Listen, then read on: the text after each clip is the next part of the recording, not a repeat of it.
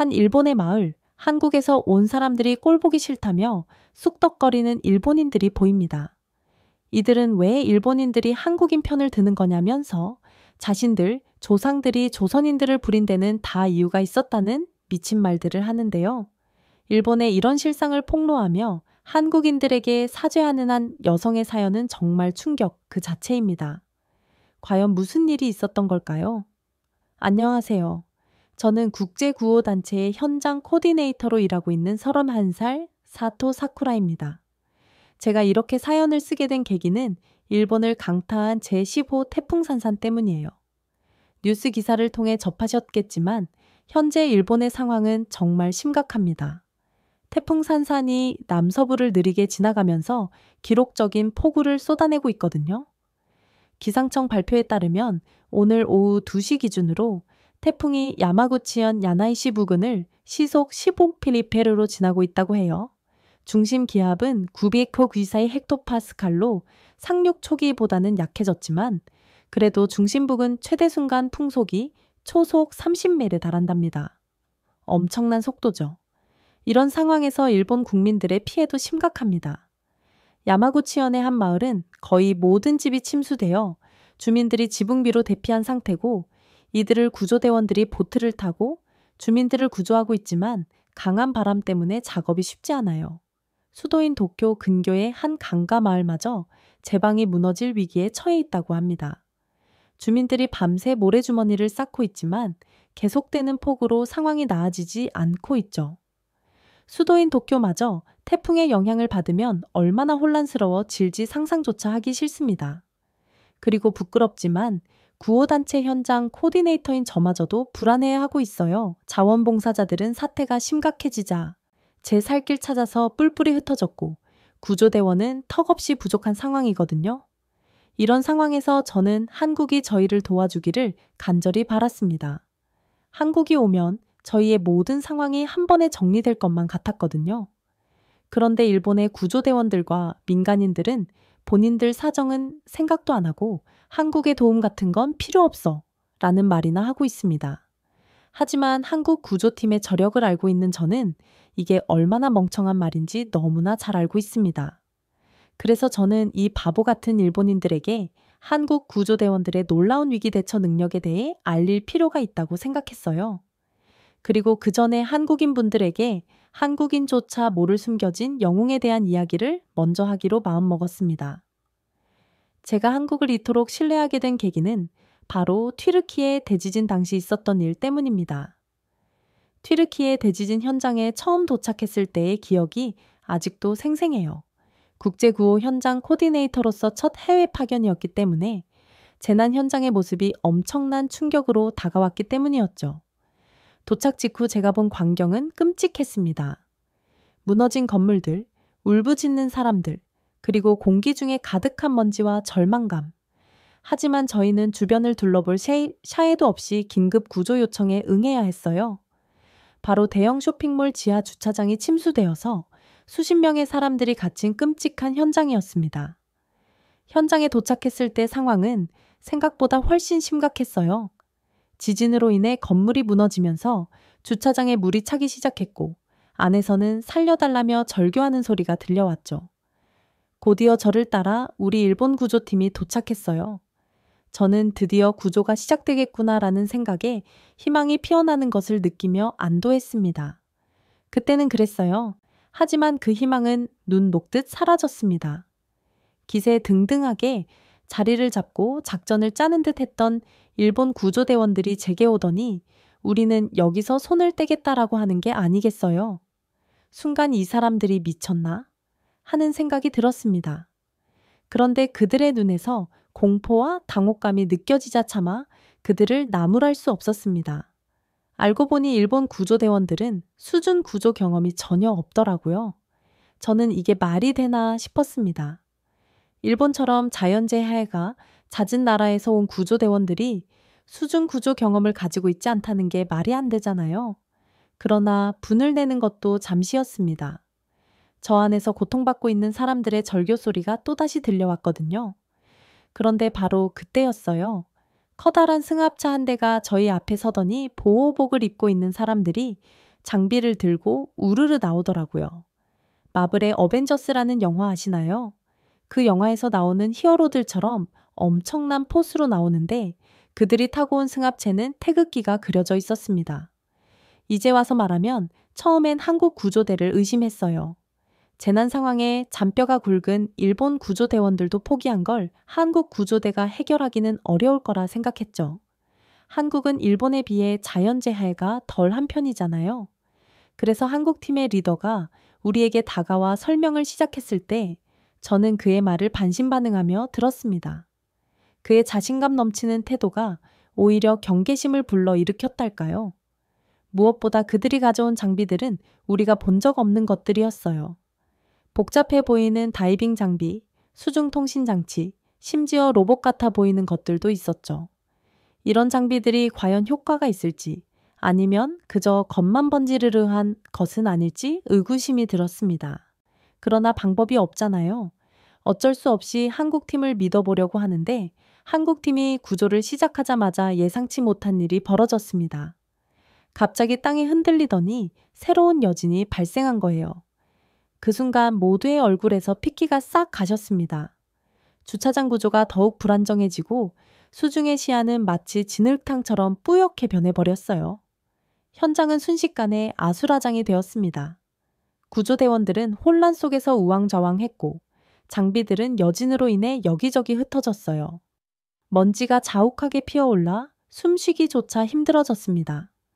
그 속에서 들리는 비명소리와 무너지는 소리가 공포를 더욱 증폭시켰죠. 짧은 여진이 지나간 뒤 주변은 아수라장이 되었고 지하로 들어갈 수 있는 작은 구멍조차 막혀서 들어갈 수가 없었습니다. 저걸 헤집는 순간 지하가 무너질 것 같았죠.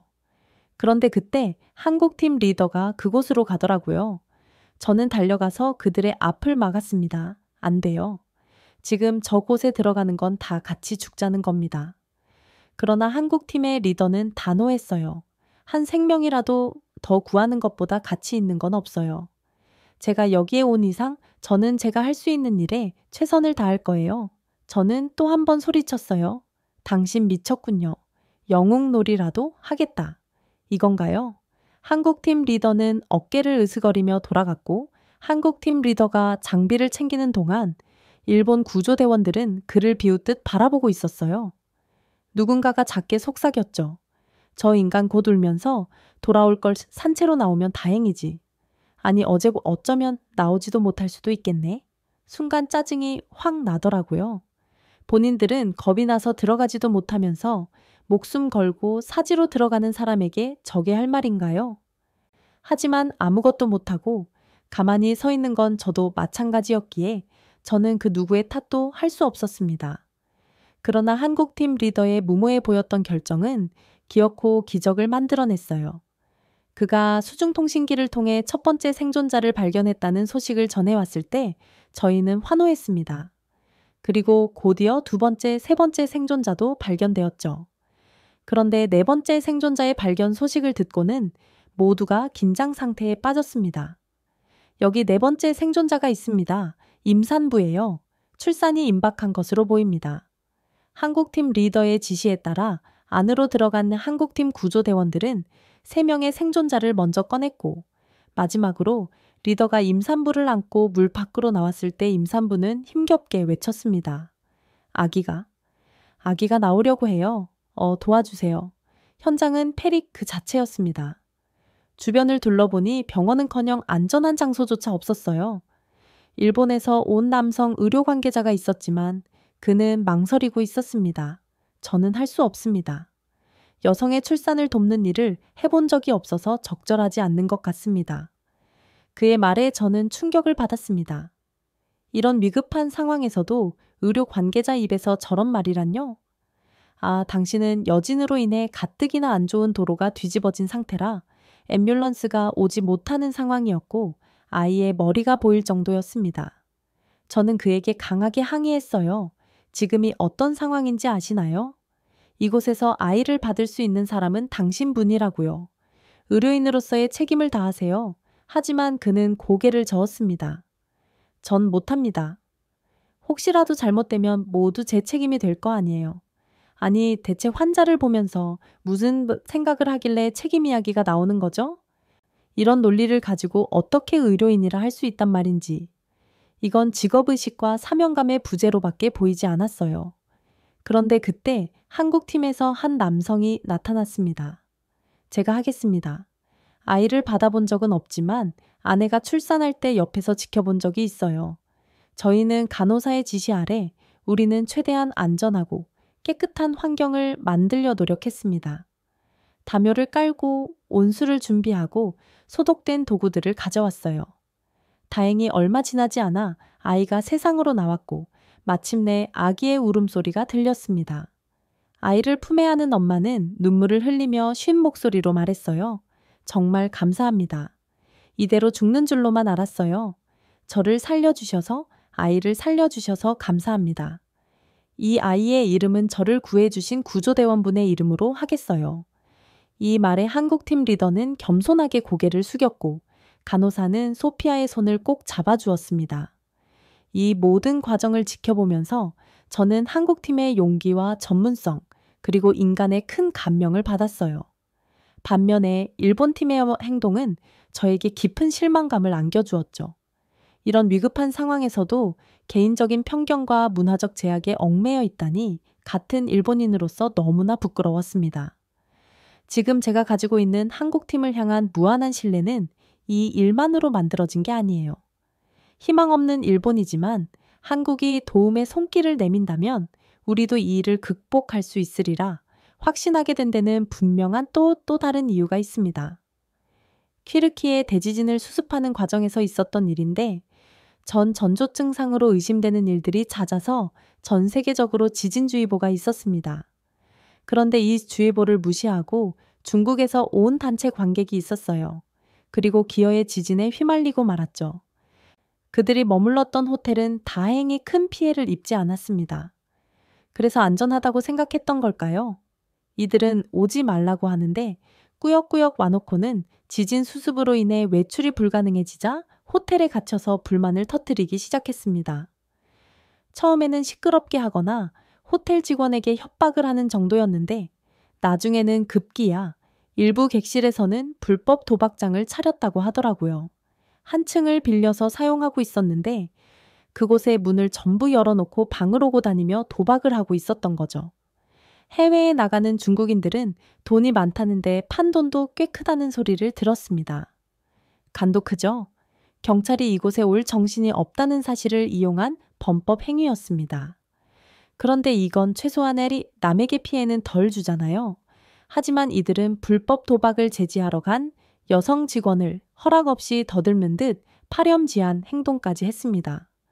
그런데 이걸로도 부족했는지 밖으로 나왔고 호텔 주변의 백화점 지하로 들어갔어요. 이런 재난 상황에서 지하로 들어가는 건 제 발로 저승길에 들어가는 것과 다름없습니다. 그런데 이들에게 백화점 지하는 보물창고 그 자체였나 보더라고요. 그들은 급하게 대피하느라 차마 문을 닫지 못한 미슐랭 3스타 식당을 발견했습니다. 이들은 고가의 와인과 위스키가 보관된 것을 보고 술을 마시기 시작했어요. 판단력을 상실했고 위험에 대한 인식도 무뎌진 상황에서 지하에는 점점 물이 차오르기 시작했습니다. 배수관과 지하에서 유입된 물들로 인해 지하의 물이 올라오기 시작했던 거죠. 게다가 전기가 제대로 차단되었는지도 확실치 않은 상황이었고 가스 누출도 의심할 만한 상황이었습니다. 결론부터 말씀드리자면 이 민폐 관광객들은 무사히 구조되었습니다. 그래서 안쪽에서 있었던 일들을 제가 알고 있는 거예요. 제가 직접 목격한 광경은 물이 차오른 지하에서 나오고자 발버둥치는 이들의 비이성적인 행동이었습니다. 이들은 높은 곳을 차지하기 위해서 서로를 밀치기 시작했고 한 여성이 고함을 지르며 다른 사람의 머리채를 잡아끌기도 했어요. 탈출구를 만들겠다며 무분별하게 시설물을 부셔서 유리가 깨지기도 하고 위험한 상황이 점점 심해졌습니다. 저희 일본 팀들은 이 심각한 모습을 보며 이거 정말 위험한데 라고 이야기하고 있었어요. 하지만 할 수 있는 게 없었습니다. 이런 대형 백화점에서 사람을 구조해 본 적이 없거든요. 이거 대체 어떻게 접근해야 하는 거야? 그걸 팀장님이 저희한테 물어보시면 어떡해요? 이젠 일본 구조팀 내에서도 분열의 조짐이 보일 참이었습니다. 그런데 그때 또다시 태극기가 보였어요. 정말 마음이 불안했었는데 저 태극기를 보니 마음이 순식간에 편해지더라고요. 아니나 다를까? 한국팀은 일본팀과 완전히 달랐습니다. 한국 팀장은 현장을 순식간에 파악한 뒤 즉시 지시를 내리기 시작했어요. A팀은 전기 차단, B팀은 가스 누출 방지, C팀은 인명 구조에 집중하세요. 주어진 시간이 얼마 없습니다. 최대한 신속하고 안전하게 움직이세요. 한국 구조대원들은 망설임 없이 행동에 옮겼습니다. 그들은 특수 제작된 방수 슈트를 입고 위험한 지하 공간으로 진입했습니다. 물은 이미 가슴 높이까지 차올라 있었고 전기 감전 등 위험한 요소가 많음에도 불구하고 말이죠. 반면 일본 구조대원들은 여전히 현장 밖에서 망설이고 있었습니다. 한국팀이 뭔가를 지시하면 따르기는 하지만 위험한 현장으로는 발길도 안 하더라고요. 한국팀은 위험을 무릅쓰고 계속해서 깊숙이 들어갔습니다. 일본이 이쪽으로 특화되어 있다고 생각해 왔는데 정말 무능력한 모습 그 자체였습니다. 그러나 한국팀은 전기가 흐르는 물속을 헤엄치며 전기가 차단되었는지 가스 누출이 이루어지고 있는지 순식간에 파악했고 완벽한 팀워크를 보여주었어요. 그리고 그 모습을 보면서 일본 팀의 팀장은 어리빠진 듯 했습니다. 이쪽으로 잔뼈가 굵은 사람이었는데 자신의 한계와 무능력함을 느낀 듯 했죠. 지금 무슨 생각하세요? 부끄럽습니다. 솔직히 한국 팀이 왔을 때 이것만큼은 한국도 힘들 거라고 생각했어요. 일본의 다른 팀들에게 지원 요청을 할 생각이었죠. 그런데 한국은 이것마저도 능숙하게 해내네요. 한국인들의 위기 대처 능력을 따라갈 사람은 절대 없어 보입니다. 이 말이 끝나자마자 중국인들이 1명, 2명 나오기 시작했어요. 그런데 이들은 뻔뻔함 그 자체였습니다. 지금 생각해보면 이번에 일본 남부 주민들이 보여준 행동과 똑같네요. 야, 여기는 비가 오면 지하에 물이 차단되게 하는 것도 없어. 물이 차는 바람에 내 폰이 망가졌잖아. 내 구찌 신발도 못 쓰게 됐어. 이 루이비통 가방 좀 봐. 여러분 죄송합니다. 심한 말 좀 할게요. 이게 무슨 개소리죠? 가지 말라는데 간 사람이 누군데 남 탓을 하느냐 말입니다. 중국인들은 자신이 누군지 아냐 며 고전적인 갑질을 시작했습니다. 그런데 한국 구조팀은 눈 하나 깜짝하지 않았습니다. 마치 이런 일을 자주 겪은 사람들처럼 말이죠. 저희에게는 여러분이 안전하다는 사실이 가장 중요합니다. 정확히 이 한 문장을 남기고 돌아서서 가더라고요. 그 뒷모습이 얼마나 든든한지 감정에 휘둘리면 구조를 할 수 없습니다. 재난 상황에 처하면 인간은 그 누구보다 이기적으로 변하거든요. 그 추악한 인간성을 보고도 평정심을 찾는 건 정말 어려운데 저조차도 화가 나는 걸 참고 넘길 수 있다니 너무나 성숙하고 멋진 모습이었습니다. 그런데 속상한 마음도 들었어요. 한국인들은 맞서 싸우지도 않고 화를 내지도 않았잖아요. 심지어 구조에 대해 적극적으로 굴지 않는 일본 구조대원들에게 짜증 한 번 내지 않았습니다. 중국인들의 이기적인 행동만 아니었다면 한국 구조대원들이 이런 위험을 감수할 이유는 없었을 거예요. 그리고 일본 구조대원들이 적극적으로 움직여줬다면 모든 일을 한국 구조대원이 맡지 않아도 되겠죠. 구조대 일이 얼마나 힘든데 무거운 짐을 함께 들어도 모자랄 판에 아무 도움되지 않으면 화가 날 법하잖아요. 그러나 그들은 시종일관 차분하고 이성적이고 성숙한 모습을 보여주었습니다. 저는 이 모습을 보면서 과거에 경험했던 김씨 아저씨와의 일을 떠올리게 되었어요. 이 일을 설명하기 위해서는 아주 먼 과거로 넘어가야 합니다. 당시 저는 중학생이었는데요. 지금처럼 거대한 폭풍은 아니었지만 꽤 심각한 폭풍이 있었습니다. 그리고 저는 당시 남부 지역에서 살고 있었죠. 제가 있던 곳의 모습은 마치 폭격을 맞은 듯 했어요. 게다가 그 지역 대부분의 사람들이 업으로 삼는 장어 양식장은 물에 잠겨버렸습니다. 당시 구조대책본부는 반복해서 경고를 하는 중이었어요. 대피 장소를 알려주는 건가 했는데 아니더라고요. 절대 바다로 나가지 마십시오. 아직 위험합니다. 본부장의 목소리가 확성기를 통해 울려 퍼졌어요. 반복합니다. 어떤 이유로도 출항을 금지합니다. 이게 무슨 말인가 싶었습니다. 여전히 바람이 불고 파도가 매서운데 배를 타는 미친 사람이 어디 있겠어요? 그런데 그 미친 인간들이 저희 동네에 있더라고요. 왜냐하면 바람이 살짝 약해진 틈을 타서 두 척의 소형 어선이 구조대책본부의 눈을 피해 몰래 출항했기 때문이었죠. 아니나 다를까. 얼마 지나지 않아 무정리에서 비명 소리가 들려왔어요. 구조대책본부에 계신 아버지에게 속옷을 챙겨 드리러 갔다가 그 무전을 들었는데 정말 깜짝 놀랐습니다. 살려주세요. 배가 뒤집혔어요. 아버지는 즉시 구조선을 타고 출발했습니다.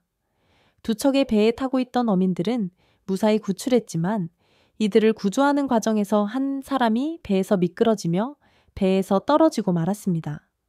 파도가 거센 상황에서 구조하기란 결코 쉬운 일이 아니었고 그 사람은 어느새 바다 밑으로 가라앉고 말았어요. 다른 일을 위해 목숨 바쳐 구조를 하던 일을 잃었으니 저희의 분위기는 장례식장 그 자체였습니다. 이 사고는 자연재해가 아니라 사람의 잘못된 판단으로 인해 생긴 인재여기에 분위기가 더욱 가라앉았습니다. 지금과 같이 거센 바다를 뚫고 수색을 할 수도 없는 노릇이고 직설적으로 말하자면 살아있는지 그 사실조차도 확신할 수 없었어요. 그런데 그때 대형장어 양식장 주인인 사토 켄지가 우리에게 다가와 소리를 지르기 시작했습니다. 당신들 대체 뭐 하는 인간들이야? 그의 고함 소리에 주변 사람들이 모여들기 시작했습니다. 켄지는 계속해서 소리쳤어요. 어쩔 거야? 내 장어들 어쩔 거냐고. 저는 그의 말에 충격을 받았습니다. 그가 손가락질을 하며 화를 내던 사람들은 한국에서 온 김씨 가족이었거든요. 저는 왜 됐든 그 사람들에게 화를 내는 건지 이해가 안 됐습니다. 그리고 지금은 뭐가 됐든 큰 소리를 내면서 싸울 상황이 아니었어요. 사람이 파도에 떠내려가 생사를 알 수 없는 상황에서 바다로 가로 흘러간 장어 잡겠다고 무리하게 배를 띄운 인간이 큰 소리를 내는 게 말이나 되나요? 누군가의 탓을 하고 싶지만 솔직히 말해서 엄밀히 따지면 안타까운 희생은 사토 켄지 때문이라고 할 수 있습니다. 누군가가 목숨을 걸고 구조 활동을 하는 동안 그는 오직 자신의 재산 피해만을 생각하고 있었던 거예요. 게다가 전혀 상관없는 이에게 화를 내고 있었습니다. 동네에서 힘 좀 쓴다는 사토 켄지가 큰 소리를 내자 사토 켄지와 함께 배를 타고 나갔던 하사시도 목소리를 높였습니다. 그래, 이 한국인들 우리 동네에 왔을 때부터 기분 나빴다고 갑작스러운 공격을 당한 김씨 가족은 굉장히 당황했습니다. 당연하죠. 그걸 보는 저조차도 당황스러웠던걸요. 사토 켄지가 한국인 가족에게 화를 낸 이유는 김씨 가족이 장어 양식장에서 일을 하다 실수했기 때문도 아니었습니다. 태풍 경보를 꺼버렸기 때문도 아닙니다. 그들이 화를 내는 이유는 당신 내가 집 지을 때 베어버린 나무 있지? 그게 우리 마음 수호신이야. 그걸 당신들이 베어버려서 이런 재해가 일어난 거라고. 용왕님이 노하신 거야. 수호신은 무슨 수호신? 어이가 없더라고요. 저희 집안은 그 동네 토박입니다. 저런 말은 들어본 적도 없어요. 심지어 사토 켄지와 함께 김씨 가족을 공격하던 하사시조차도 처음 듣는 듯 했어요.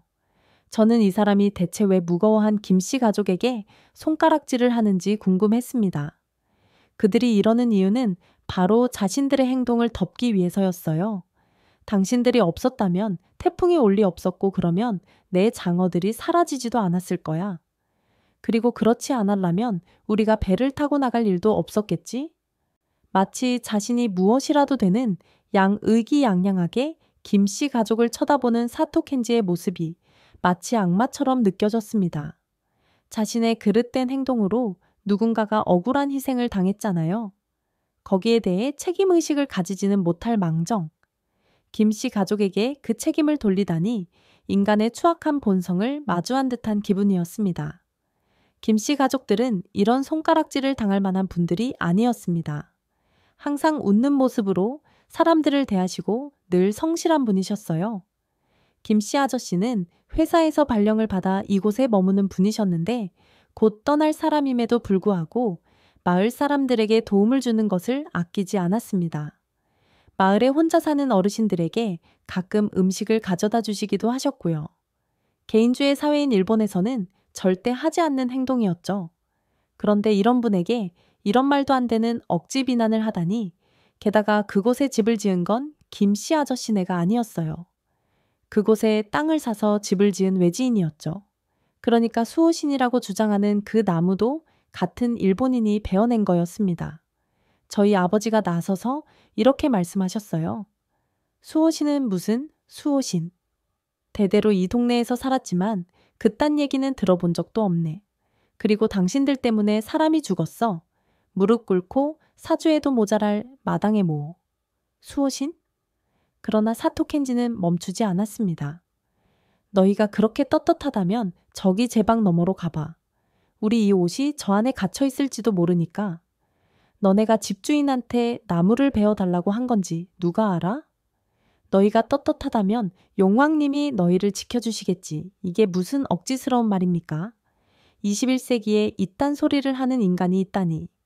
도무지 이해를 할 수가 없는 행동이었어요. 원래 이런 사람이라면 말을 안 합니다.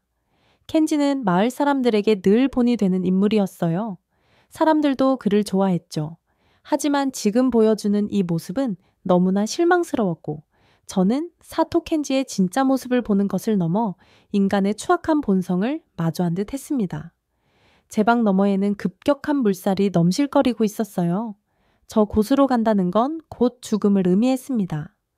저는 김씨 아저씨가 이 무례한 일본인들의 턱을 날려버리는 게 당연하다고 생각했어요.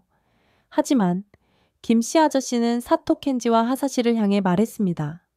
당신들은 누군가가 귀한 아들을 소중한 친구를 잃은 사실은 안중에도 없어 보이네요. 저를 탓하고 싶다면 탓하세요. 하지만 그의 용맹함을 기리고 추모한 뒤에 하세요. 김씨 아저씨가 처음 보여주는 눈빛으로 기선제압을 하니 공기의 흐름이 바뀌다군요. 사토 켄지는 마치 사나운 맹수를 만난 건 마냥 몸을 움츠리더니 어깨를 좁히고 하사시와 함께 숙덕거렸습니다. 정말 찌질해 보이더군요. 저는 김씨 아저씨의 새로운 모습에 놀라면서도 동시에 존경스러운 마음이 들었어요.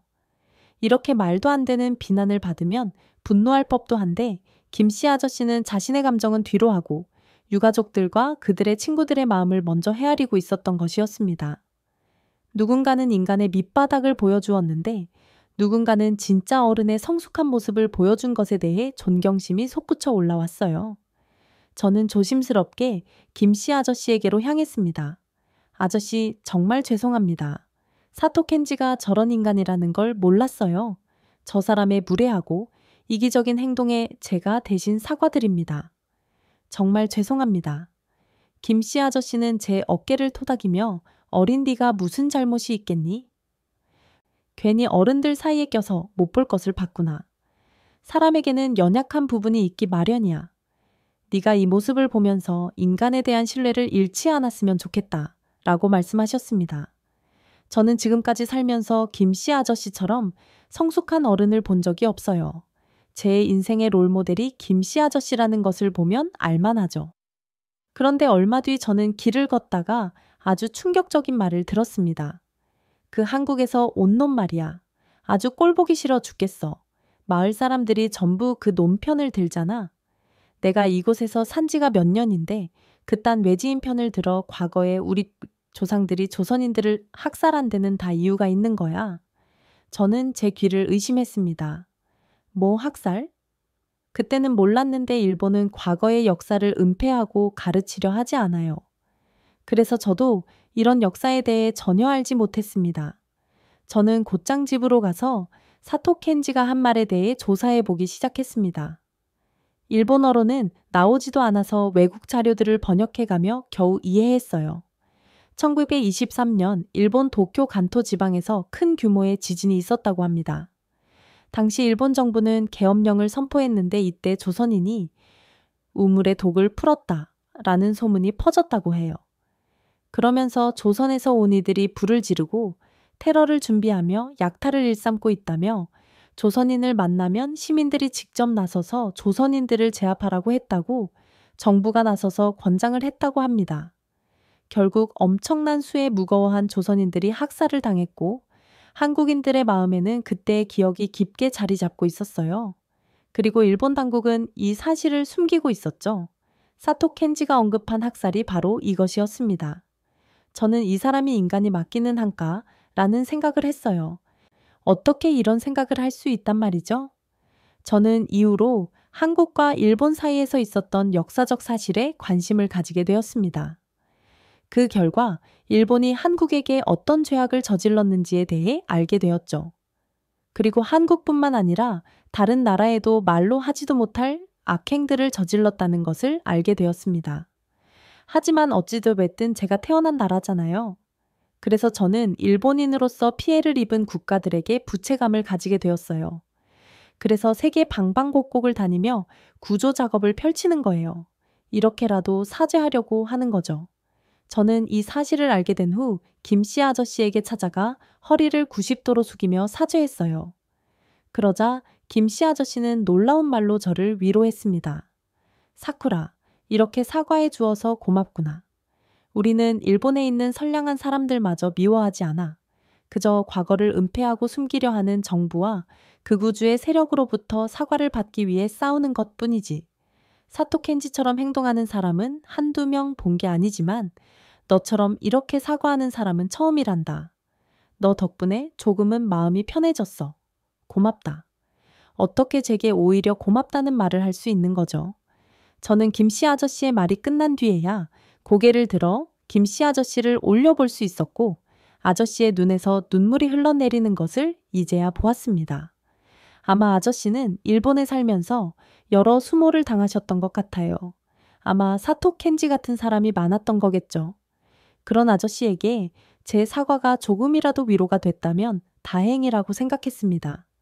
하지만 김씨 아저씨를 향한 존경이 한국 구조대에게도 적용되는 건 아니었습니다. 개인적인 감정은 감정이고 일은 일이잖아요. 그래서 튀르키예 갔을 당시 한국 구조대를 의심했던 겁니다. 하지만 그곳에서의 경험을 통해 이제는 알죠. 한국의 기술력을 말입니다. 정말이지 한국의 구조대는 인성도 남다르고 기술력도 뛰어났습니다. 이성적인 상황이 된다면 이성적인 면모를 발휘했고 임산부를 도울 때는 인류애를 발휘했죠. 저는 그 모습에서 김씨 아저씨의 모습을 떠올렸고 이것이 한국인들의 진면모라는 것을 깨달았습니다. 이후로 저는 이때 한국 구조대원들을 통해 배운 것들을 가지고 구조대에서 일하고 있습니다. 그리고 지금 현재 태풍의 영향에서 불안할 때면 그때의 기억을 떠올리죠. 모두가 포기한 상황에서 포기하지 않고 돌파구를 찾아내던 한국의 구조대원처럼 말입니다. 저는 부디 일본 구조대원들과 시민들이 한국 구조대에게 겸손하게 도움을 요청했으면 좋겠어요. 한국 구조대의 기술력과 태도를 배우는 것만이 일본이 성장할 수 있는 발판이라는 것을 깨닫기를 바랄 뿐입니다. 그리고 한국에 계신 여러분, 여러분들에게 지난 과거에 대해 진심으로 사과드립니다. 보잘것없는 제 사과뿐이지만 그럼에도 죄송합니다. 자, 오늘 사연 여기까지인데요. 참 충격적이란 생각이 드네요. 일본인 국적을 가지고 자신의 국가를 이렇게 폭로하듯 솔직하게 이야기할 수 있는 용기를 내는 게 쉽지 않은 일인데 고맙습니다. 네, 오늘 사연 어떻게 들으셨나요? 한국인 구조대원분들 정말 멋지신 분들이죠? 늘 자랑스럽고 언제나 감사한 마음을 가지고 있습니다.